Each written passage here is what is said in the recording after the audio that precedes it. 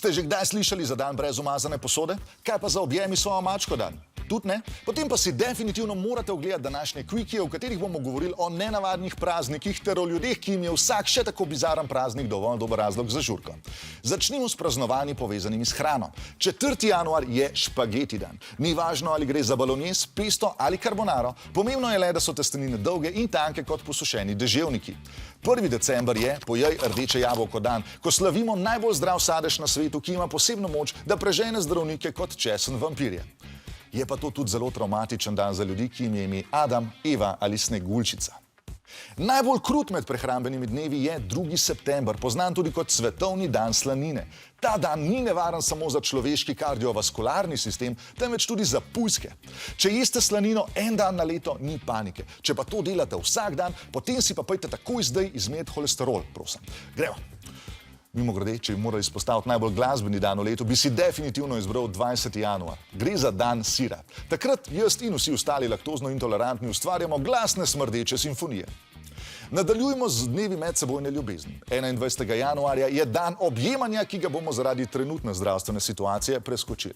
4. junij je objemi svojega mačka dan, kar je eden izmed bolj nevarnih dni, ker če maček noče biti objet, vam bo to pokazal. Obstaja tudi dan objemi svojega psa, ki poteka 10. aprila, ampak za objemat kužkov ne potrebujemo posebnega termina, jih lahko gnetemo vsak dan. Medtem ko mački pa potrebujejo svoj osebni praznik, ker drugačni zaradi pomanjkanja pozornosti uničijo vse lepe stvari v stanovanju. Zanimiv je tudi 1. marec, ki je svetovni dan komplimentov. To je dan, ko morate ljudem govoriti samo lepe stvari. Recimo, Luka, gledal sem tekmovanje za najlepšega moškega in sem mislil, da boš ti na seznamu, ampak pol verjetno sploh ne je bilo tekmovanje, ker bi jih ti odlomil. Ali pa, Bobby, ti si toliko pameten, da ne dobiš Nobelove nagrade, ampak Nobelovo naročnino. Med moje najljubše praznike pa spadajo geek praznovanja, ki vključujejo računalniške igre, knjige, filme in vse, kar spada v popularno kulturo.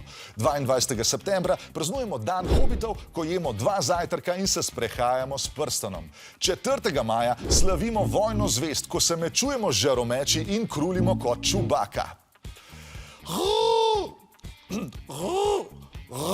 Jaz ne znam zares oponašati Čubake.